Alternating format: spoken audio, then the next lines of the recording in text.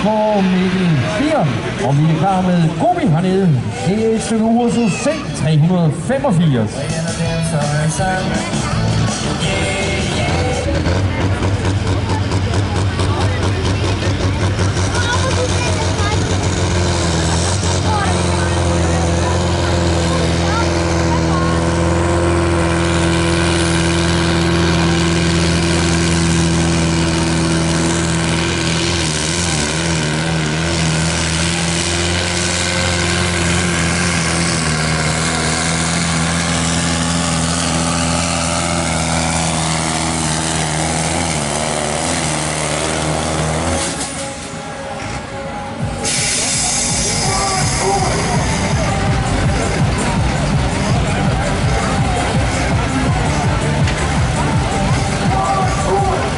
Det er hunden, og med hundehus.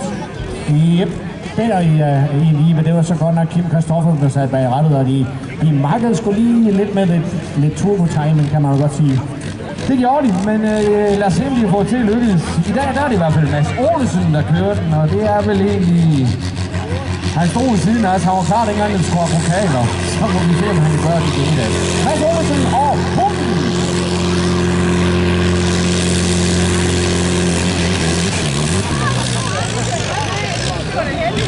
Jeg tror du, fætter, skal han aflevere den tilbage til Kim Christoffersen. Jeg tror, det er en rigtig god idé. Så kan Kim lære ham lidt om det der koblingspunkt.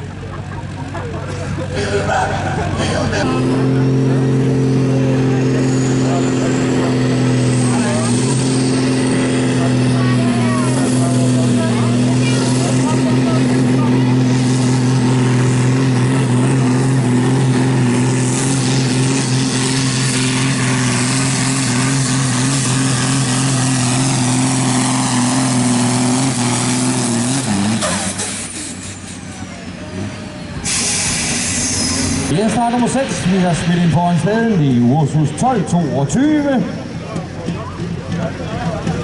Mads Sørensen klar som næste deltager i Super Standard klasse 1.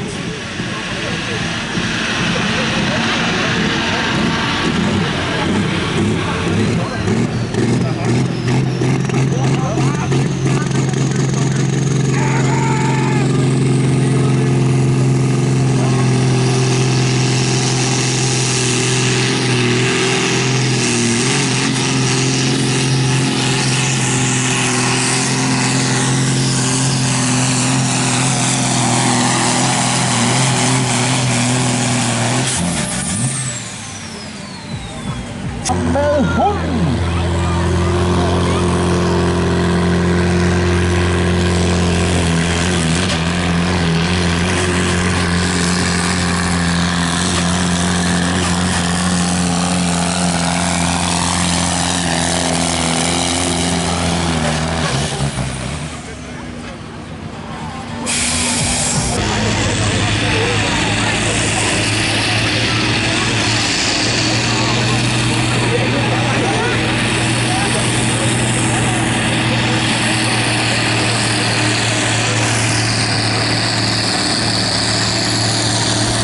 Christian Næsten sender afsted i Porsen. Og det er de vanligste konkurrerende titelbiler.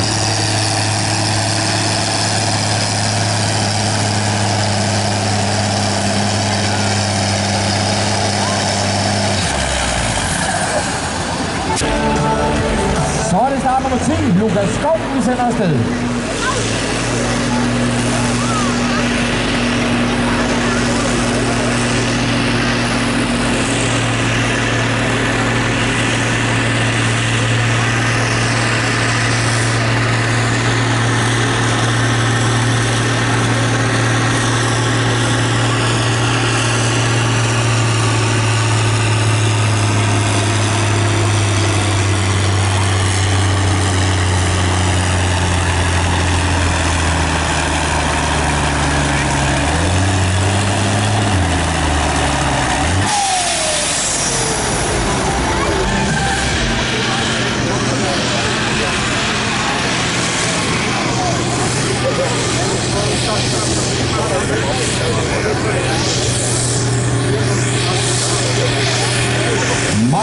4 har vi sendt afsted her i Bulovtræk, startnummer 83.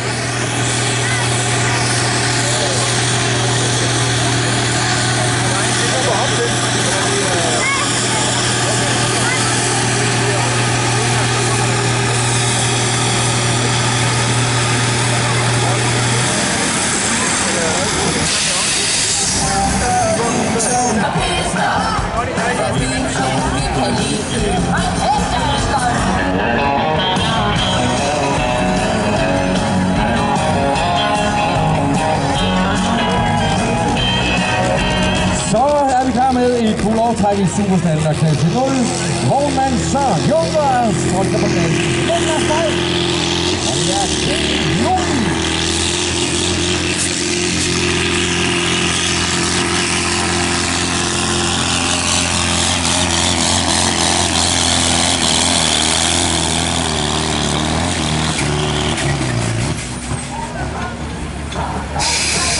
Superstandard klasse 1. Vognmand Søren Junker sponsor. Det er Mikkel Viren, vi går klar med. Kobi Ursus C 385.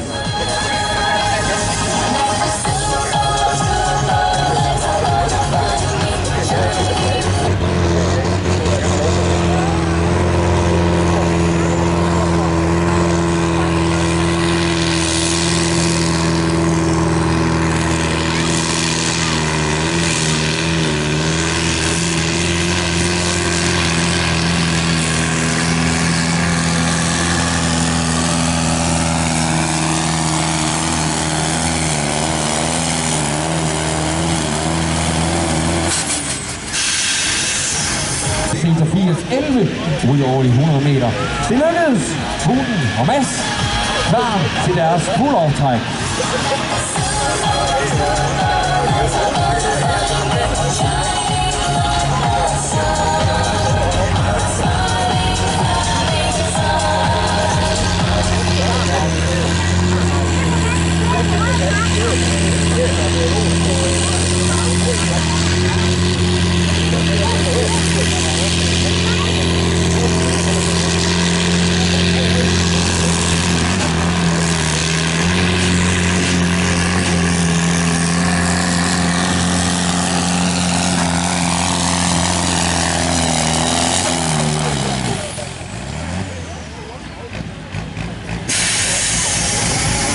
Her på den næste klasse, Superstandard klasse 1, sponsoreret af den franske autospecialist.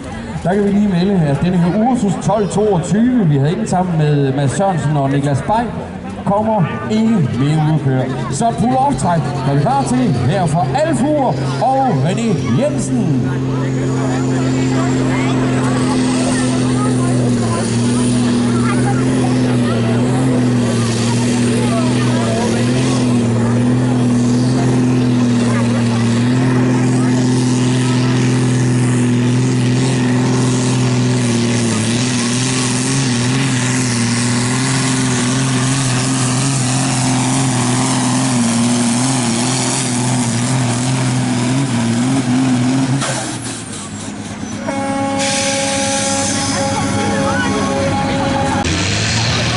Altid trofaste mod de gode gutter her i Landbo Ungdom.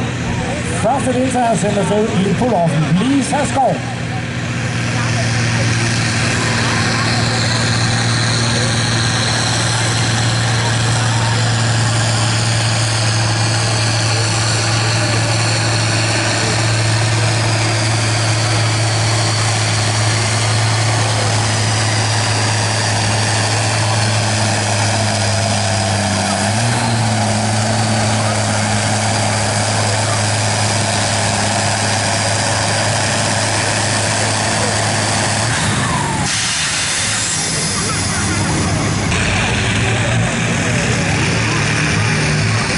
Det er Laurits Skov Pedersen, vi sender afsted med Holland 81.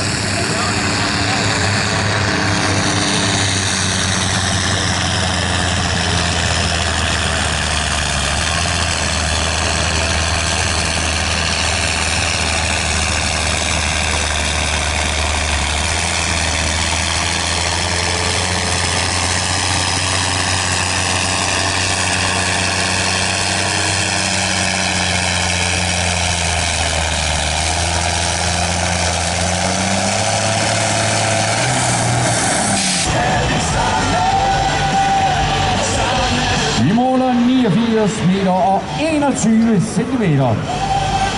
Og det er altså Andreas Danmark, der er noteret på den. Og imens så sender vi den næste afsted hernede. Chris Thomsen afsted.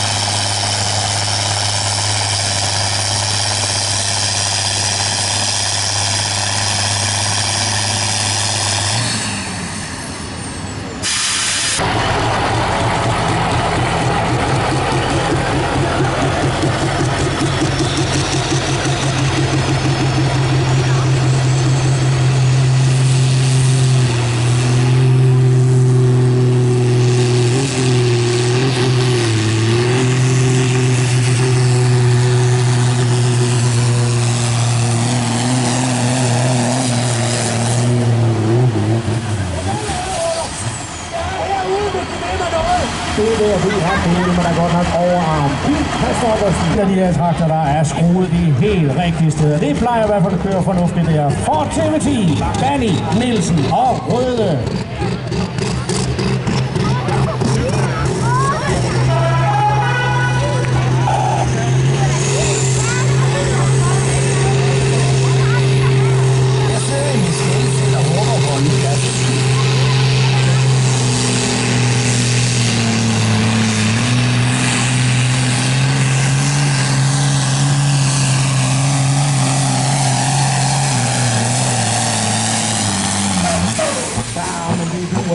Bøger med Clauder, holder sig ud og snart bare en stange 100. Vi håber, Grebelske, på den fuldbud. Vi har allerede fået 2 fuldbuds i denne her Superstandard klasse 2, sponsoreret af Borups Smede og Maskinservice.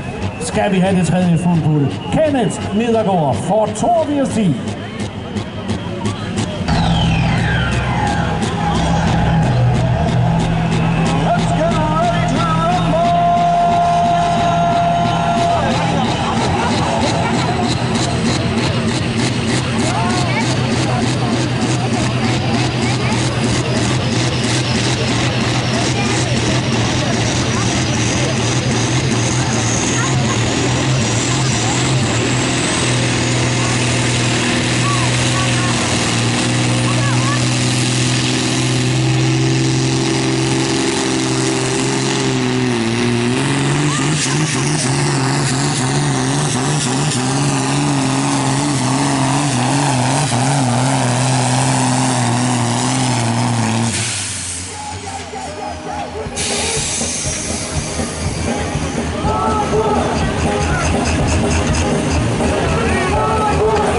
Men det er sgu da bare fedt, det der. Superstandard klasse. Vi har en enkelt deltager i Superstandard klasse 3, sponsoreret af Brødrene Rask. Lokalmand fra Østersørslev, ned fra Lykkesmeden. Himmelhunden, Jonathan Lykke.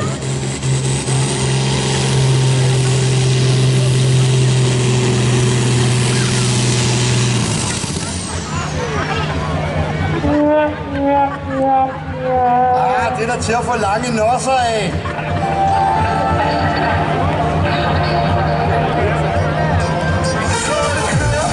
Jo, Jonathan, han ligger godt nok gassen nogle 30 meter. Om det så er med vilje, det vil vi så ikke lige.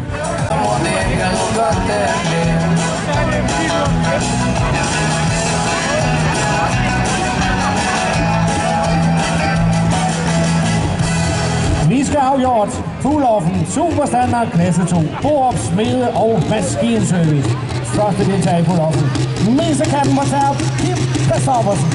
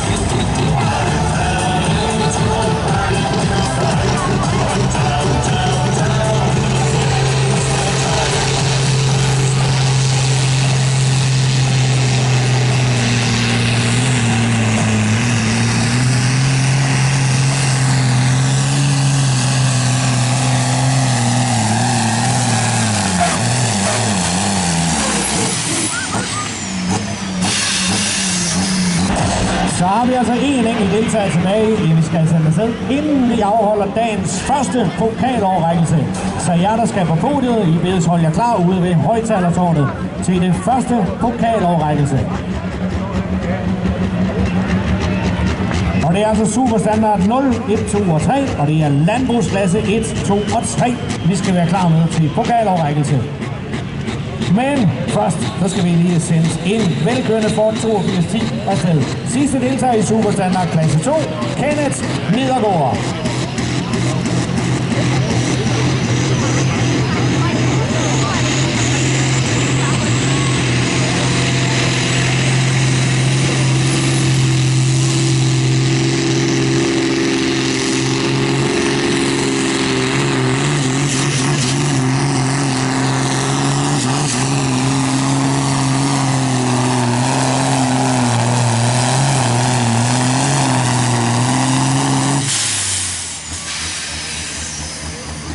Eller i trekantvognen. Vi får travlt.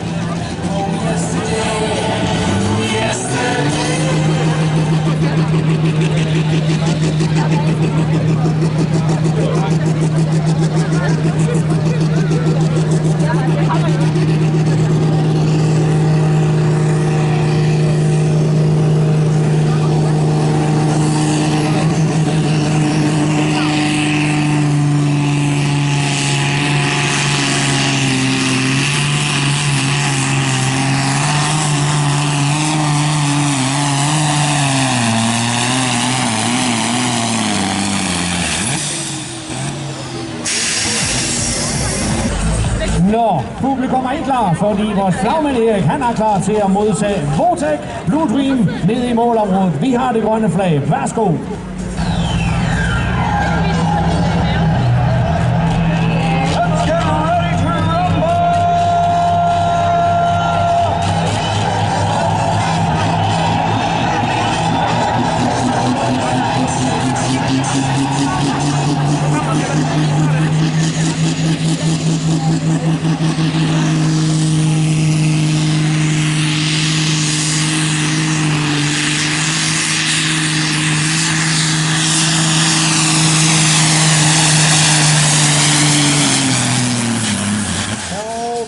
Fortjener det en lille klapsalve, det der. Sådan var det Blue Dream!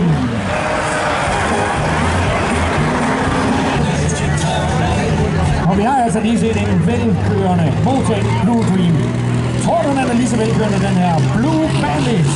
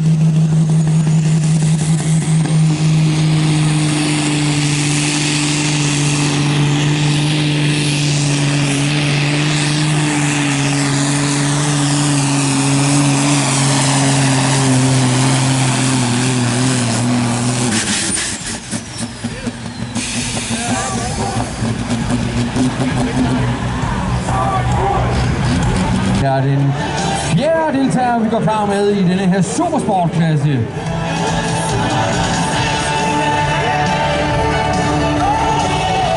Og dermed så vifter flagmand Erik med det grønne flag.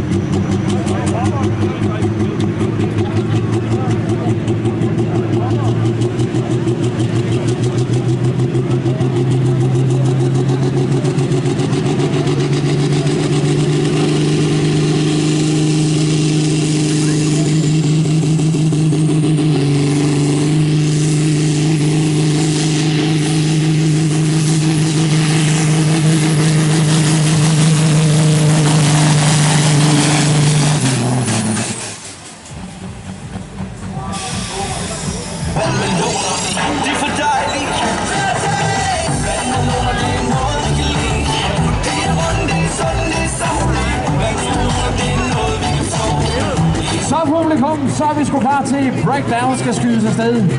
Og indtil videre, så har der vel 4 gange fuld pull. Lad os se, om vi kan få det 5 i hus.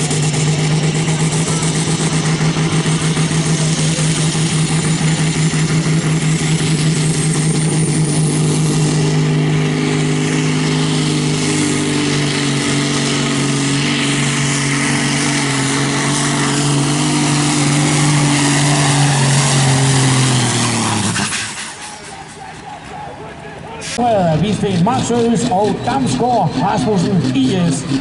Vortex Blue Dream.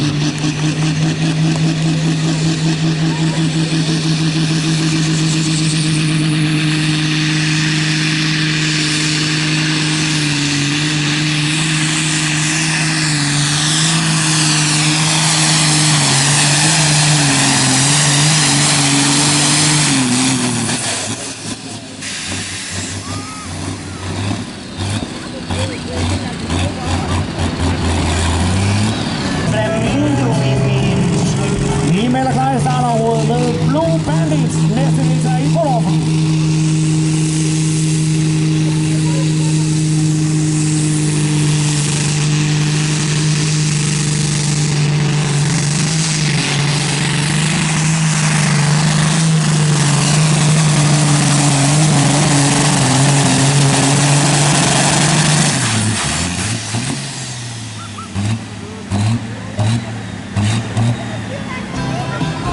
Sponsor på den her klasse.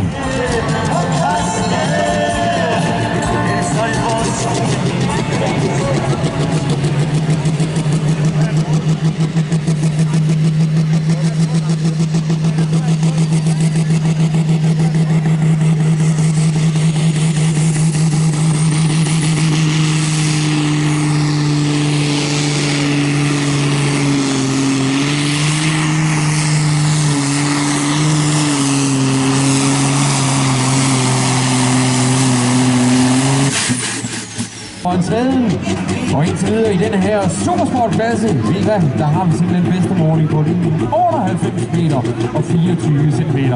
Lad os gå klar til Ursula.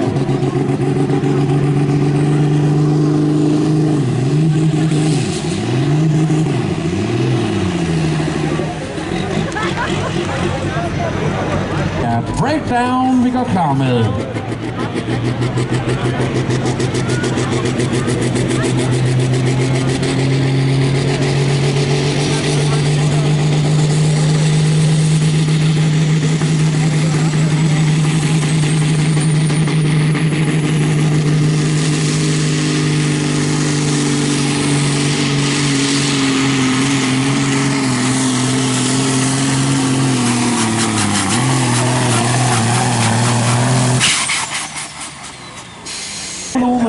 Til daglig kører det her, der hedder 3500 kilo pro-stok.